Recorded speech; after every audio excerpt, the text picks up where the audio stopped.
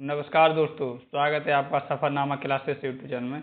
जैसा कि आप सभी को पता है, मैं पिछले 1 महीने से भी ज़्यादा समय से आपको एसएससी एमटीएस के प्रीवियस ईयर के क्वेश्चन पेपर करा रहा हूं और आपके एसएससी एमटीएस के जो एग्जाम है वो भी शुरू हो गए हैं और ये जो क्लास हैं आपके लिए बहुत ज़्यादा हेल्पफुल साबित होंगी इन एग्जाम में। तो आज की क्लास में मैं आपको कराऊंगा 13 जून 2023 के थर्ड शिफ्ट का क्वेश्चन पेपर और ये जो क्लास है मेरी 42वें नंबर की है। तो चलिए पहला क्वेश्चन देखते हैं। कृषि कानून निरसन विधेयक 2021 के तहत कितने कानूनों को निरस्त किया गया? तो कुल कितने कानून थे दोस्तों? ये देखिए कुल 3 कानून थे। चलिए अगला क्वेश्चन देखते हैं। थोड़ा सा लंबा है क्वेश्चन। प्रसिद्ध फिल्म 3 इडियट्स, ये मतलब है वो होगा मिस टाइपिंग, 3 इडियट्स उपन्यास 5 पॉइंट संबंध पर आधारित है जो भारतीय लेखक डैश द्वारा लिखी गई है। तो उस भारतीय लेखक का नाम पूछ लिया। और 3 इडियट एक ऐसी फिल्म है जितनी बार आप देखोगे बोरियत फील नहीं होगी। तो इसका जो राइट आंसर हो जाएगा चेतन भगत। चेतन भगत ने हाफ गर्लफ्रेंड और बहुत सारी पुस्तकें लिखी हैं। चलिए अगला क्वेश्चन देखते हैं। निम्नलिखित में से कौन सा त्योहार तेलुगु नववर्ष की शुरुआत का प्रतीक है? ये जो क्वेश्चन है दोस्तों दूसरी बार आया है। तो उस त्योहार का नाम है उगादि। क्या कहते हैं? उगादि। चलिए अगला क्वेश्चन देखते हैं। निम्नलिखित में से कौन सा शासकीय अधिकारी राज्यसभा का पदेन सभापति होता है? तो राज्यसभा के पदेन सभापति की बात की जाए दोस्तों तो वो होते हैं भारत के जो उपराष्ट्रपति होते हैं, वो राज्यसभा के पदेन सभापति होते हैं। चलिए अगला क्वेश्चन देखते हैं। हम भारत को जगाने के लिए मर भी जाएंगे, we shall die to awaken the nation का नारा द्वारा दिया गया था। तो किसके द्वारा दिया गया? ये जो नारा है वो वाघा जतिन द्वारा दिया गया था। और वाघा जतिन जो है ये भूख हड़ताल में, ये शायद 43 दिन की लंबी भूख हड़ताल के बाद इनकी मृत्यु हो गई थी। ठीक है। और वाघा इनका नाम ऐसे पड़ा क्योंकि ये क्या नाम पश्चिम बंगाल रहते थे, तो वहाँ इन्होंने बाघ को अकेले मार दिया था, तभी से इनको वाघा जतिन कहने लगे थे। चलिए अगला क्वेश्चन देखते हैं। सुपर बाउल फुटबॉल का एक वार्षिक चैंपियनशिप खेल देश में आयोजित होता है। तो किस देश में आयोजित होता है? तो इसका जो राइट आंसर है वो हो जाएगा ऑप्शन नंबर जो दूसरा हो जाएगा, संयुक्त राज्य अमेरिका। ठीक है, यूएसए में। चलिए अगला क्वेश्चन देखते हैं। यकृत ग्रंथि डैश साबित करती है जो पित्ताशय नामक एक थैली में संग्रहित होता है। तो यकृत ग्रंथि है वो क्या साबित करती है? तो इसका जो राइट आंसर है वो हो जाएगा पित्त रस। तो ये पित्ताशय में संग्रहित होती है तो पित्त रस होता है, ठीक है एक तरीके से। चलिए अगला क्वेश्चन देखते हैं।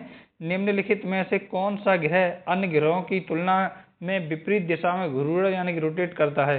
तो सब ऐसे घूमते हैं, बाकी ऐसा कौन है उल्टा? तो इसका जो राइट आंसर है वो हो जाएगा ऑप्शन नंबर जिसमें पहला हो जाएगा शुक्र, और यही एकमात्र ग्रह है जो उल्टा घूमता है। चलिए अगला क्वेश्चन देखते हैं। किस प्रक्रिया के अंतर्गत जल विलेय अकार्बनिक पोषक भूमि मृदा संस्तर में प्रविष्ट कर जाते हैं और अनुपलब्ध लवण के रूप में अवक्षेपित हो जाते हैं? तो इसका जो राइट आंसर है वो हो जाएगा ऑप्शन नंबर जिसमें कौन सा वाला दिया, तीसरा बार, जिसका नाम है निच्छालय। ठीक है, निच्छालय। चलिए अगला क्वेश्चन देखते हैं। नवंबर 2022 तक भारत के पड़ोसी देश चीन की राजभाषा क्या है? ये नवंबर 2022 या जून 2024 दें या दिसंबर 2024 दें, ये केवल आपको कंफ्यूज करने के लिए देते हैं। सीधा पूछा जाता है कि चीन की राजभाषा क्या है, बस इतना क्वेश्चन है ये। तो इसका जो राइट आंसर है वो हो जाएगा मैंदारिन या मैंदारिन या मंदारिन। चलिए अगला क्वेश्चन देखते हैं। उस्ताद अमजद अली खान निम्नलिखित में से किस वाद्य यंत्र के लिए जाने जाते हैं? तो इनका जो वाद्य यंत्र है दोस्तों उसका नाम था सरोद। क्या था? सरोद। चलिए अगला क्वेश्चन देखते हैं। निम्नलिखित में से कौन सा राज्य भारत में कोयले का उत्पादन नहीं करता है? तो 3 तो करते होंगे, तो इसका जो राइट आंसर है वो हो जाए गुजरात जो है ये कोयले का जो उत्पादन वो नहीं करता, बाद बाकी छत्तीसगढ़, उड़ीसा और झारखंड ये तीनों करते हैं, और झारखंड सबसे ज़्यादा होता है। तो ये लगे हुए स्टेट हैं, ये झारखंड हो गया, ये छत्तीसगढ़ सा हो गया इधर साइड, और उड़ीसा तो आपको पता ही होगा। चलिए अगला क्वेश्चन देखते हैं। क्वेश्चन थोड़ा सा लंबा है। वर्ष 2019 में भारत सरकार ने इटली में जन्मी कथक नर्तकी मिलिना साल्विनी को निम्नलिखित में से किस पुरस्कार से सम्मानित किया था? तो तो इसका जो राइट आंसर है वो हो जाएगा ऑप्शन नंबर जिसमें पहला दिया है, पद्म श्री से सम्मानित किया गया था।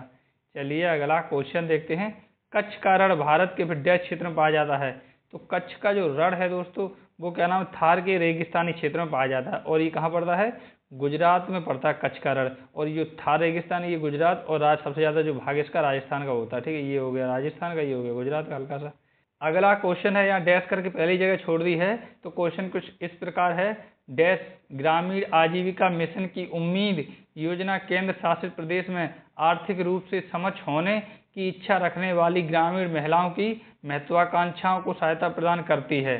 तो इसका जो राइट आंसर है वो हो जाएगा ऑप्शन नंबर चौथा, जम्मू और कश्मीर। और यहीं एक और योजना चलाई गई थी जो निर्मला सीतारमण जी ने शुरू की थी।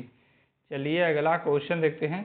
जनवरी 2022 में आरबीआई के पूर्व गवर्नर उर्जित पटेल को निवेश कार्यों के लिए डैश का उपाध्यक्ष नियुक्त किया गया है। इसका जो राइट आंसर है वो हो जाएगा एशियन इंफ्रास्ट्रक्चर इन्वेस्टमेंट बैंक, यानी कि AIIB। चलिए अगला क्वेश्चन देखते हैं।